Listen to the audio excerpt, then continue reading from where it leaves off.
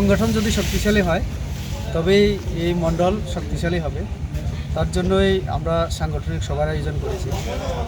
সাম্প্রতিক আমাদের গত 9 তারিখ সরকারের 2 বছর পূর্তি উপলক্ষে আমাদের মাননীয় রাষ্ট্রীয় সভাপতি তিনি এসেছিলেন। কিছু পার্টিকে কীভাবে শক্তিশালী করতে হবে তার কিছু দিক নির্দেশ তিনি করে গিয়েছিলেন। তারই অঙ্গ হিসাবে আমরা এই মণ্ডলে আজকে সবাই মিলে বসলাম। জেলার নেতৃত্বে আমাদের বিধায়ক আছেন এই বাগবাসা বিধানসভা, তো আমরা সবাই জেলা সভা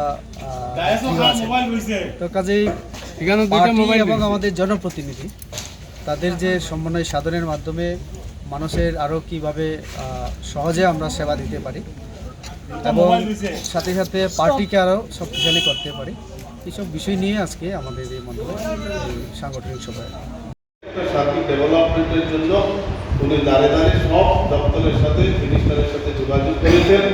আমরাও তার সুফল পেয়েছিলাম। তো ওনার যে উনি এখন এমপি নয়, তারপরেও আমাদের যে টান, আমাদের যে মনের যে সম্পর্ক, সেটা উনি বলতে ভুলে বাড়িতে বসে থাকেননি, আমাদের পাশে এখনো আছেন, আগামী দিনও থাকবেন। আজকে পার্টি